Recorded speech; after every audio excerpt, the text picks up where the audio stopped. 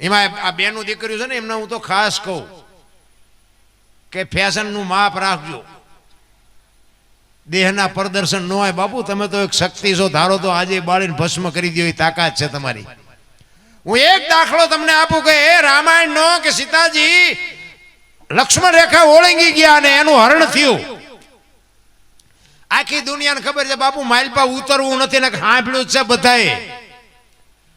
હું તમને એક જ વાત કરું, સીતાજી લક્ષ્મણ રેખા ઓળંગી ગયા ને એનું હરણ થયું, તો તમે એમ માનો છો કે સીતાજીમાં શક્તિ નહોતી? અગ્નિનો ગોળો હતો મારા રામ, ઈ જો રાવણ માથે આમ દ્રષ્ટિ પડે ને, રાવણની રાખ આ દુનિયામાં ન પડે બાપુ. ઈ ભગવતી જોગ માયા હતી, પણ છતાં એને તમારા મારા માટે માર્ગ બનાવ્યો કે જે લક્ષ્મણ રેખા ટપી જાય ને એનું આ દુનિયામાં હરણ જ થાય. પછી બાપ હોય, દીકરી હોય, માં હોય, પત્ની હોય, જે લક્ષ્મણ રેખા ટપી જાય ને એનું આ દુનિયામાં હરણ જ થાય. રાવણ મરી ગયા વેમમાં ન રહેતા, ગામો ગામ છે. બાપો હોય ને બાપો એની લક્ષ્મણ રેખા હોય, દીકરાની હોય, માની હોય, વહુની હોય, દીકરીની હોય. જે લક્ષ્મણ રેખા ટપ્યો એ ગયો. અને આ દુનિયામાં બાપુ ઇજ્જત કમાતા જિંદગી વહી જાય ને ઇજ્જત જીયા પછી વાંહે દોડજો જિંદગીમાં. જો ઇજ્જત ભેગા તમે થાવ તો તમારો ગુલામ થઈ જાવ, જીયા પછી કોઈ દી જિંદગીમાં ન આવે. એટલા માટે બેનું ને એટલે કહું છું કે જ્યાં ધર્મ ધ્રુજો જ્યાં પુરુષ નથી પહોંચી ગયો, દેશની આબરૂ દીકરીઓ રાખી, તમે કહો તો હવાર સુધી દાખલા આપું તમને. પણ કોઈ એવું બાપુ જેથી મોડું પગલું ભરી લેહો ને તેથી તમારો બાપ, તમારું મોહાળ, તમારું કુટુંબ બાપુ આ દુનિયામાં જીવીએ નહીં કે મરીએ નહીં કે બાપુ વિચારીને પગલા ભરજો. દુનિયામાં તમને આંબા ને આંબલી ભલે ગમે એ દેખાડે, બાકી એમ તમે જો મા બાપના કાળજા ઉપર પગ મૂકીને વ્યા જાઓ ને તેથી આ દુનિયા તમને કોઈ સ્વીકારશે નહીં. રામ મહાપુરુષોએ તો કીધું છે કે અનાજ ઉપર, ભોજન ઉપર, સંપત્તિ ઉપર અને સ્ત્રી ઉપર પડદો રાખવાનું કીધું છે મહાપુરુષોએ. એક તમે જોજો ભોજન બનાવેલું હોય ને ઉઘાડું પડ્યું હોય તો તમારું ખાવાનું મન ન થાય કે આ ઉઘાડા રોટલા પડ્યા આમાં ન ખવાય. અને દીકરી માટે બાપુ પૂરા કપડા ન હોય ને એટલે દુનિયા એની ઉપર સારી દ્રષ્ટિ કોઈ દી ન કરે કે આ દીકરીમાં કાંઈ ન હોય. અને એક સંપત્તિ ઘરાણું તમારું ફળિયા વચ્ચે પડ્યું હોય તમને તરત જ કેમ થાય કે આ હોનાનું ન હોય ને કે આમ થોડું પડ્યું હોય, કિંમત આખી ઉડી જાય બાપુ, પડદો વ્યો જાય. એટલે સંતોએ તો તમને મને ટકોર કરી છે, પણ હવે આપણે બુદ્ધિના ગાળિયા થયા છીએ. દીકરી તો દીકરી છે ભલામણા. તમે વિચાર કરો, સગાડસા એક દીકરાને કાપ્યો તેથી પુરુષ બાપુ સગાડસા થાકી ગયો, હારી ગયો, ભાંગીને ભૂકો થઈ ગયો. તેથી ચંગાવતી આબરૂ રાખી દી આ દેશની દીકરી કે તમે બેસી જાઓ. સગાડસાને કહે છે હવે બાવાનું હું સંભાળી લઈશ. એક નહીં તમે કહો તો હવાર સુધી દીકરીના દાખલા આપું. પણ અત્યારે અમુક બાપુ દીકરીઓના જે દાખલા બને છે ને,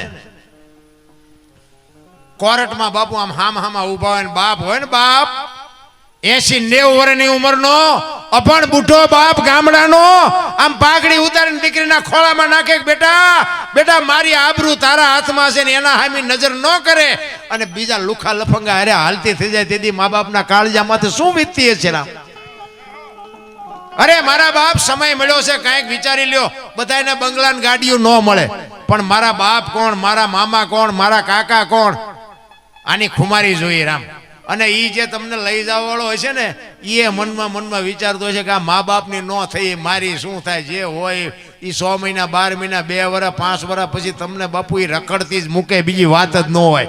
એમાં આપણા ગઢાએ બાપુ હજારો વર્ષ પહેલા બાપુ મા બાપ છે કે ઈ જેને કર્યું એના બાપુ લગ્ન જીવન હજી હાલે છે.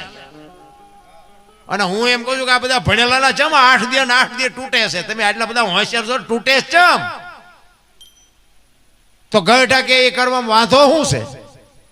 અરે કોક દે કાંઈક તકલીફ પડે ને તેથી બાપુ આપણા બારણા ઉઘાડા હોય તો તમે અહીંયા ફરિયાદ કરી શકો. બાકી બધા બારણા બંધ કરીને જાશો તો તમે ફરિયાદ ક્યાં કરવા જાશો? કોઈ ધણી નહીં થાય કોઈ. હું તો હાથ જોડીને કહું છું, મારી વાત અમુક કડવી હશે પણ સત્ય હશે 100%. મારી વાત મને તમે સીતારામ ન કરવા ન કરજો, આપણે કાંઈ એવી જરૂર છે નહીં. હું કઈ આ પ્રોગ્રામ ઉપર મારું હાલે છે એવું નથી હો. હા હું હાચવી ન શકું એટલું મને ભગવાને આપ્યું છે. એટલે ઈ આ હું ડે વાતો કરીને મને એમ થાય કે આવડા મને ફરીને પ્રોગ્રામ આપે, તારું ન આપવો જ કાંઈ જરૂર નથી. સીતારામ ન બોલો તો કાંઈ જરૂર નથી, પણ સત્ય તો કહેવું પડે. કારણ કે આ છે ને હું કઈ આખી દુનિયાને સુધારી કોઈ એવી વાત નથી, પણ બાપુ અમુક ચિત્ર મેં જોયા છે ને આપણું કાળજું કકડે છે ઘરે તમારી ભલી થાય તમારી જીવવા જેવું ટાણું આવ્યું ને હાથે કરીને જોવો તો ખરા ઊભા કરે કોઈ મતલબ નથી રામ સમય કાલ વ્યો જાય આ દેહ છે ને કાલ ગઢું થઈ જાય તેથી બાપુ કોઈ ધણે કાંઈક દીકરીઓ રોવે છે બાપુ નથી બાપા નિયા જાય એવું નથી હાહરા નિયા જાય એવું નથી ધણી રાખતો એવી કાંઈક દીકરીઓ બાપુ રખડે છે કોની પાસે જાય કોણ એની ફરિયાદ સાંભળે કાંઈ છે જ નહીં રામ હાથે ઊભા કરવાની કોઈ એક અમારે બનેલો દાખલો તમને કહું એક પતિ પત્ની રહેતા હતા રહેશે હજી એ એરિયા નામ ન દેવાય આ બધું લાઈવ હાલતું હોય કોઈક ડખા થાય હવે ફોન આવે ઈ પતિ પત્ની રહેતા હતા ને એટલે બેન ઘરનું કામ કરતા હતા ને ભાઈ ખેતીનું કામ કરે એટલે બેન ને ઘરે એક પાપડનું પડીકું પડ્યું છે રોજ આડું આવતું છે ને બેન ને એમ થયું કે આ પાપડને શેકી નાખું મારો ઘરવાળો ખાશે ને હું ખાઈશ બેને પાપડ શેકી નાખ્યા ઓલો આવ્યો વાડીએથી હાથ પગ ધોઈને જમવા બેઠો બેને બધું પીરસ્યું પાપડ મૂક્યા હવે જો સાનો માનો ખાઈ લેતો કઈ વાંધો આપણે ઊભા જ આપણે વંટોળિયા કરવી છે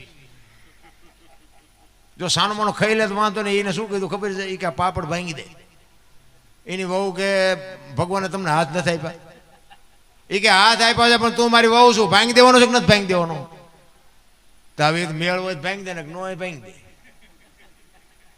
દે આપણને બધા ન ખબર હોય આપણા બૈરાને આપણે ન ઓળખતા હોય કે આને કહેવાય ને આને ન કહેવાય તો બધાને ખબર હોય ને એ કે ભગવાને તમને હાથ આપ્યા છે હાથે કરીને ઊભું કરો માં ભાંગી લો હાથે એ કે તારે ભાંગી દેવાનો છે કે નથી ભાંગી દેવાનો એની વહુ કે ખાવું હોય ખાવ ન ખાવ કઈ નથી ભાંગી દેવાનો